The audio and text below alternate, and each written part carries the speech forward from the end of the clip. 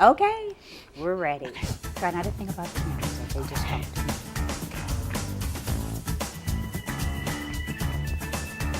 You know, there are more than 100,000 children in the United States in foster care, waiting to be adopted, and countless million worldwide without families at all. If you or someone you know has been considering adoption, then listen closely. Joining me now from the Catholic Charities of Tennessee Adoption Services is Deasree Williams, who's a pregnancy and adoption counselor, along with Denise Cottrell, who is also an adoption counselor. Welcome, ladies. Well, thank you. I've enjoyed visiting with you all prior to coming on and into the commercial break. I always learn so much more before we go on. You two both work for Catholic Charities of Tennessee, but in sort of two different areas of expertise. Yes. Deasree, talk a little bit about the adoption process, because that's primarily your area. And what are your primary needs? I work in the area of what we call domestic infant adoptions, where it's a voluntary program. We work with women or couples that are facing an unplanned pregnancy, that are looking to make an adoption plan for their child. And then we work with couples and individuals that are looking to adopt. And so preparing both sides of the table to come and to meet up, and then for the child to be adopted. And so we do a lot of pre-grief work with what we call the expectant mother, or then that would become the birth mother. You know, just what is adoption, what is it not, navigating them through the process, because it is a legal process. This is a very emotional process, but we also have to dot our I's and cross our T's, because we are dealing with a legal process here. What's going to happen at the hospital? When does the paperwork become involved, and what all is involved even after the child is placed? And then with the adoptive family, walking them through what we call the home study process.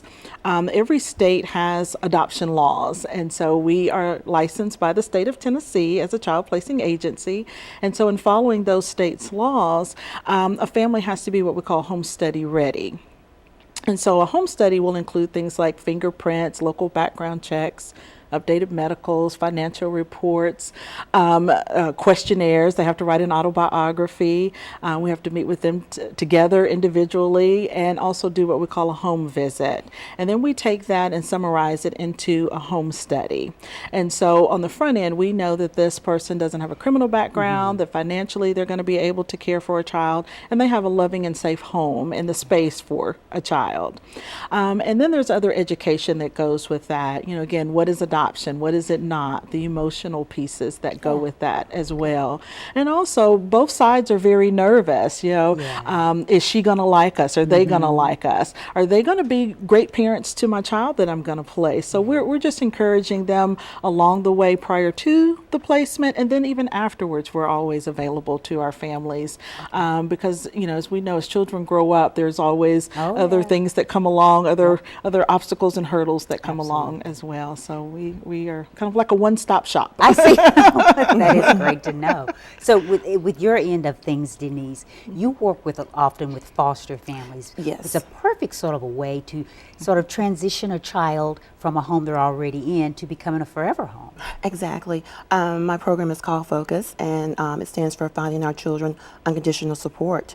And I work with the children that are actually wards of the state, meaning that the parents have terminated their rights, and we're looking for forever loving homes that are willing to open their hearts to a child in foster care, an older child. Okay. Yes.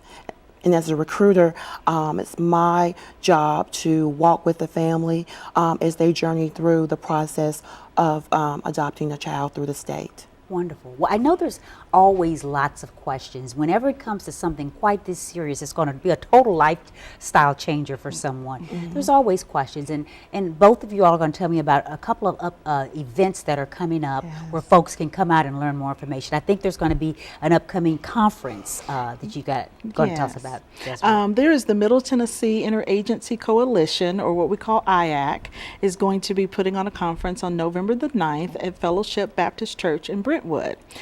This this is going to be a great resource for those that are thinking about adoption, just sticking their toes into the waters of adoption, to come and meet with the agencies in Middle Tennessee that are a part of the coalition, to be able to ask questions of the individual agencies, and Catholic Charities is a representative there. And then also there'll be different classes and panels going on.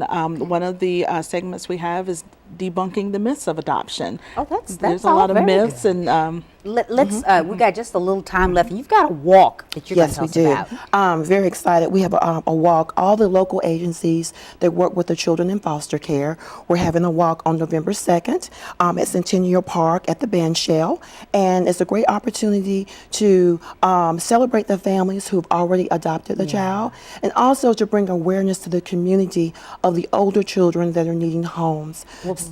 I have to stop you there, and I hate so much to do that, but Okay. thank you both so much. Some really great information, and we're going to make sure that everybody knows those websites if they want to get Okay. more. Thank you Thank so you so much. much. Thank you. I want to thank my earlier guests for being here, Dr. Phyllis Brooks, as well as Bill Arth. And thank you for watching. I'm Tuwanda Coleman, and I'll see you next time on the Plus Side of Nashville.